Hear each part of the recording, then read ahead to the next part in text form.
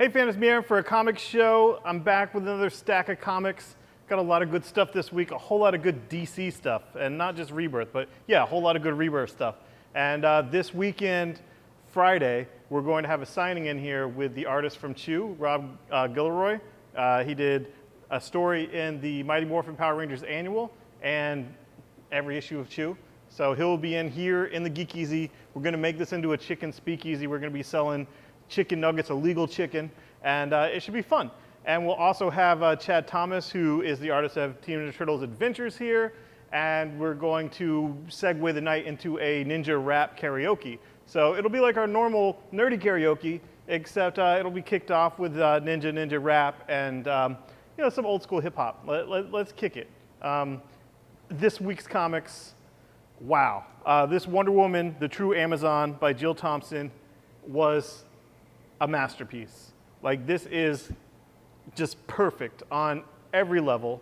I've loved her work ever since Sandman Brief Lives with Delirium and all that, but I've enjoyed everything she's done. The Beast of Burden, which she won Eisner's for and all that, that's quite good, but this is a master work.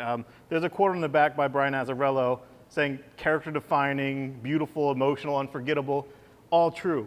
But here's the thing, they've told her origin and the mascara and all that so many times, and I've liked it from different aspects. I've liked different takes on it. I certainly liked Azzarello and Chang's take on stuff. I liked the Earth One Grant Morrison. It was way weird, but cool. But this is absolutely, without a doubt, my favorite. I read it cover to cover this morning, and not only is it beautifully drawn, but it's just full of real emotion. And that's something that Wonder Woman, as I was growing up, always seemed very cold and distant and kind of, I couldn't understand her. Like, she came to man's world to preach peace and diplomacy by punching people in the face. Like, I want to teach peace through violence. And I get that all superheroes are like that in a way, but especially in the era that I grew up with, the JLI era and all that, she really didn't even have a secret identity or a job or nothing. I mean, it's just like Wonder Woman all the time and all the different Greek gods, blah, blah, blah. This, however, she is a punk kid. She is a shitty adolescent. She is truly spoiled, truly bratty, and just kind of awful, but charming and whimsical and fun, and wins over all the Amazons. They look past her failings, and she's trying to win the heart and the mind of a certain Amazon, and then crazy stuff happens. We have that contest, but it's not a contest to see who goes to man's world and all that. It's a contest of champions, whatnot,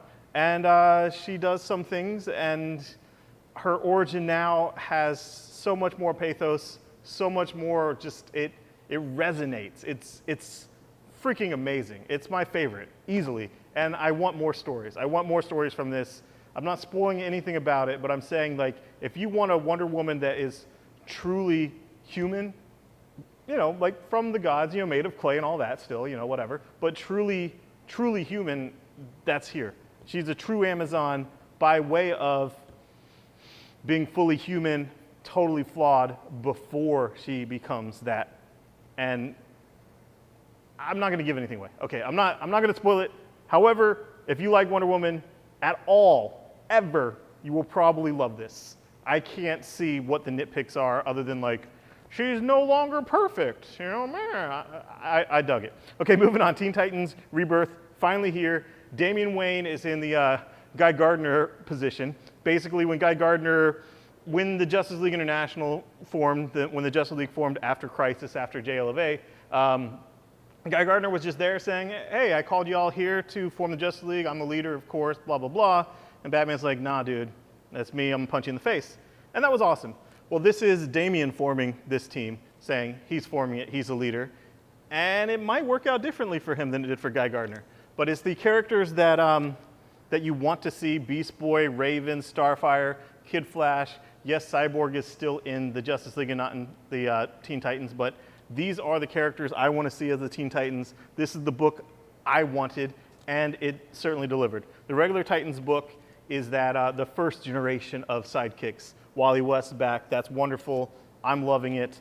I'm loving so much of what DC is doing. But this here, it's the young characters other than Starfire and the other Wally West and Beast Boy and Raven, and it's fun. Moving on to Blue Beetle. They should just call this the Blue Beetles because together, Ted Kord and Jaime Reyes are Blue Beetle. And in the description, Ted Kord is listed as a sideline superhero.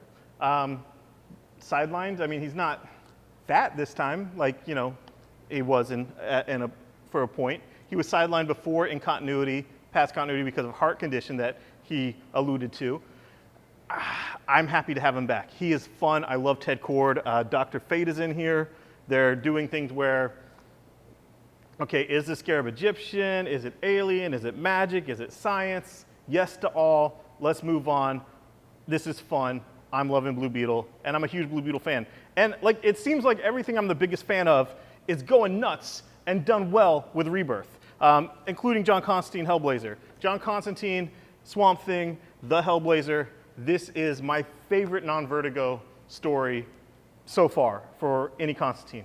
I like them teaming up, Swamp Thing and Constantine, and I like the writer, and I'm really digging it. I'm really digging it. So if you were you tried John Constantine Hellblazer or John Constantine in New 52, and you're like, yeah, you know, this isn't really my Vertigo cup of tea, try the Hellblazer because it is awesome. Moving on, Batman Beyond, Rebirth, Terry McGinnis. Terry McGinnis, the Jokers, Jokertown. This is what Batman Beyond fans want. It's here, again, ready for it. Are you a Terry McGinnis fan? Here it is. Detective Comics is part 3 of the Night of the Monster Men, the first Batman crossover in Rebirth, and I'm enjoying that. Suicide Squad, issue 3's out. I hope that the person that seems to have died isn't dead, but it seems to have happened. And Jim Lee art, backup story with Katana, or solo story with Katana, and they're fighting Zod. They're fighting Zod, and that's not a spoiler. That's like, you turn the first page, and it's, oh, Zod, I'm a general. So, you know, don't tell me I'm spoiling stuff that's Zod. Okay, and then another one of my all-time favorite characters is Guy Gardner, and Hal Jordan, the Green Lantern Corps. Dude, Vendetti is killing it with his Guy Gardner characterization, just killing it. Like, he's actually sent me some panels from future issues that are just insanely dead on, perfect for Guy. Yes, he's being tortured, but better him than anyone else because someone else will crack. He can take it. I'm loving it. And then finally, my second favorite Green Lantern, not anyone you probably would guess, Nort. Scooby-Doo team up, Nort the dog Green Lantern. The cover says, "Who let the dogs out?" I mean, this is freaking amazing. I love this. I laugh so hard. It's every canine in the DC universe, all of them, like Wonder Dog, Ace, Crypto. They go with the characters from other continuity, other universes, like the Captain Carrot Poodle. It was so much fun. I loved it. DC, all you have to do now to make this complete is bring back Booster Gold. Give me Booster Gold. He's boosterific. Every day when I do my hair, I'm just like, you're boosterific. So bring back Booster Gold, and everything's perfect. Moving on to Marvel, we got the free previews of the Marvel Now, like the all new Now, the actual new Now that's coming in October. So this is free, and it has the Clone Conspiracy, which is the next big story arc for Spider-Man, and Jessica Jones, and the Champions, which I think is out next week. Preview pages of that, and just lots of preview pages, and a few other things too. Yeah, pretty much everything has preview pages, including Luke Cage. So I'm excited about some of that. Deadpool Annual #1 is here, and it's basically Spider-Man and His Amazing Friends. It's Deadpool and his insufferable pals. Same characters, except Deadpool instead of Spider-Man, and Brian Posehn co-wrote it. So when I was hanging out with Brian Posehn, he was telling me something about it, and I was like, hey, what else do you have coming out? And he's like, I have this annual where it's like kind of like Spider-Man's Amazing Friends. I said, sold. Let's do this. It was fun. It was funny. Great art. Looks like a cartoon. Loved it. And Spider-Man Deadpool #9 is out. McGinnis is back. Kelly McGinnis, new story arc, part 1. Character Itsy Bitsy Spider, new antagonist, and I enjoy it. Moving on to Image, Surgeon X is out. This is a new book. It's $4, extra sized, and it's a future where there's a pandemic, where I think it says 9 million dead a year. I wanted to get that number right. 9 million dead a year. We must comply with the Antibiotic Preservation Act. You know that the antibiotic soap is going to kill us all. And this book was a great first issue. It has great quotes on the back from writers that you probably respect, like Jeff Lemire and Brian Azzarello. I enjoyed it, so if you are the type of person that likes to try new Image books, Surgeon X is here. It's well worth your time. Saga's out, Snot Girl's out. I'm really digging Snot Girl. I don't know, man. Brian Lee O'Malley, I've liked everything he's done. Hillbilly by Eric Powell, issue 3's out. He's getting this out monthly. It's awesome. Really enjoying this book. I'll have second prints of 1 and 2 here soon if you missed it and want to jump on. Archie has been killing it with all of their books lately, all of it. Like Archie, Jughead, Afterlife with Archie, Sabrina. It's all been good. Betty and Veronica, and now Josie and the Pussycats is here. Marguerite Bennett is writing it, and yeah, I mean, if you're digging the other Archie books, by all means, get this. And then finally, something from my childhood. I love Transformers, cars transform into robots, but like M.A.S.K was cool because it was like cars that transformed to other vehicles. There was like a motorcycle that transformed into a helicopter, and all the characters had these cool, badass masks, and it was a Mobile Armor Strike Command. I had them, I loved them, and now they're part of this revolution where they're teaming up with G.I. Joe to fight all the robots. So cool, awesome. So if you played with M.A.S.K as a kid, seriously, get it. Why not? There's nothing else. There's nothing else right now for M.A.S.K. I don't know, maybe there's a movie coming, but it was fun. Brought back nostalgia, and basically, we say all these things, oh, this destroyed my childhood, oh, I didn't like this. Well, this revolution by IDW is basically like, this is like reliving my childhood. This is fun. This is cool. All the Hasbro properties interacting with each other, just like they did, in my bedroom when I played with my toys together and, bashed them together and all that. So this reinvigorated my childhood. So awesome. And like I said, I have a signing this Friday from 4 to 8, right before karaoke.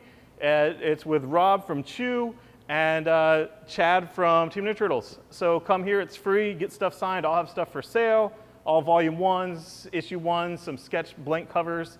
Bring whatever you have by them, that's fine, I don't care, get it signed. And enjoy some comic books this week. And seriously, if you're thinking at all about this Wonder Woman, the true Amazon, and on the fence about it, I think that you would love it. I really do.